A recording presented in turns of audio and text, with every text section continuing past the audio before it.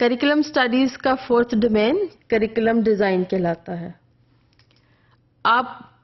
عموماً کسی سے بات کریں تو کریکولم ڈیزائن اور کریکولم ڈیولپمنٹ کو ایک ہی طرح سے ٹریٹ کیا جاتا ہے، اور بہت ساری کتابوں سے بھی یہ میسج دیا جاتا ہے کہ کریکولم ڈیزائن اور ڈیولپمنٹ ایک ہی چیز ہے. اس کی وجہ بہت ساری ٹرمینالوجی کا ایک جیسا ہونا بھی ہے، لیکن اگر تھوڑا ہم غور کریں تو curriculum design is more specific, right? Curriculum design is more specific as compare to curriculum development. Curriculum design کے میجر 4 کمپوننٹس ہوتے ہیں، جس میں ہم آبجیکٹیوز یعنی مقاصد یا ایمز یا گولز کیا ہے، کنٹینٹ کیا پڑھایا جائے گا یا سبجیکٹ میٹر کیا ہے یا کنٹینٹ میٹر کیا ہے، یہ تینوں ٹرمز یوز کی جاتی ہیں. Organization, what is the depth and breadth of the content which is to be taught. مثلاً اگر ہم سائنس میں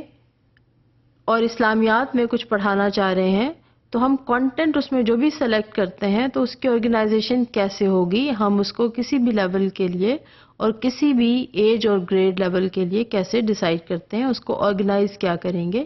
کیا ہم سمپل سے کمپلیکس کی طرف جائیں گے یا کمپلیکس سے سمپل کی طرف جائیں گے، اور ہر گریڈ لیول پر اس کی ڈیپتھ کتنی ہوگی اور بڑھتے ہوئے گریڈ کے ساتھ اس کی بریڈتھ کتنی بڑھے گی، اور یہ بریڈتھ ہم کسی بھی کنٹینٹ یا سبجیکٹ میٹر کی ڈیفائن کرتے ہیں. کنٹینٹ اور آرگنائزیشن کے بعد چوتھا اہم کمپوننٹ ہے کہ ہم ایویلیویٹ کیسے کریں گے. اگر ہم ایک کریکولم ڈیولپ کرتے ہیں تو اس کے ڈیزائن میں ہم ایویلیویشن کو کس طرح سے ڈسکرائب کریں گے، کیونکہ یہ ایویلیویشن انہی مقاصد کے حصول کے لیے کی جاتی ہے جس کو کہ ہم اپنے آبجیکٹیوز میں ڈیفائن کرتے ہیں. لہٰذا کریکولم ڈیزائن، یہ یاد رہے کہ کریکولم ڈیزائن مقاصد یعنی بیسک آبجیکٹیوز، کنٹینٹ یا سبجیکٹ میٹر یا کنٹینٹ میٹر ہی کی آرگنائزیشن، اور what strategies and techniques of evaluation will be used are the 4 components. یہ 4 components ڈیفائن ہونے کے بعد یہ ہیلپ کرتے ہیں کہ آپ جب کوئی بھی چیز ڈیولپ کرنے جا رہے ہیں، مثلاً اگر آپ کریکولر گائیڈز بنا رہے ہیں تو آپ کا کریکولر گائیڈ بنانے کے لیے انہی 4 کنٹینٹ میٹر، آرگنائزیشن، ایمز اور ایویلیویشن کو دوبارہ دیکھنا بڑا ضروری ہوگا. انالیسس آف انسٹرکشنل مٹیریل، آپ کے پاس ایک کریکولم کا ڈاکیومنٹ ہے اور آپ یہ دیکھنا چاہتے ہیں کہ اس میں انسٹرکشنل مٹیریل کس قسم کا ڈیفائن کیا گیا ہے، یعنی کیا چاک اینڈ ٹاک میتھڈ ہے یا مختلف ایکٹیویٹیز بھی ڈیفائن کی گئی ہیں یا اس میں پروجیکٹ بھی بتایا گیا ہے، اور یہ ٹیچنگ مٹیریلز یا انسٹرکشنل مٹیریل جو آپ ڈیفائن کر رہے ہیں کیا یہ کریکولم ڈیزائن کے مطابق بنا ہے. آفٹر اینالائزنگ دی انسٹرکشنل مٹیریل، ہم further development of instructional material کی طرف جاتے ہیں.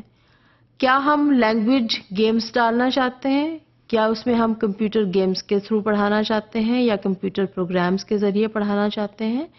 So content, organization, teaching strategies and evaluation, it helps us to define what kind of teaching, learning or instructional materials will be designed for the students at any particular grade level. بڑھتے ہوئے تقاضوں کے ساتھ ساتھ اور information technology کے ایک boom کے ساتھ ساتھ ہمیں دیکھنا ہے کہ کس قسم کے کمپیوٹر پروگرامز ہم بنا سکتے ہیں، اور اس کی بیسک گائیڈ لائن بھی ہمیں آبجیکٹیوز ہی سے آئے گی. ایجوکیشنل گیمز، میتھمیٹکس، سائنس اور سبجیکٹ ایریاز کو پڑھاتے ہوئے بہت ساری گیمز کا بھی استعمال کیا جاتا ہے. سو کس قسم کی گیمز ہوں گی اور کس قسم کا پروگرامڈ لرننگ مٹیریل ہم یوز کر سکتے ہیں، یعنی کسی بھی طرح کا سافٹ ویئر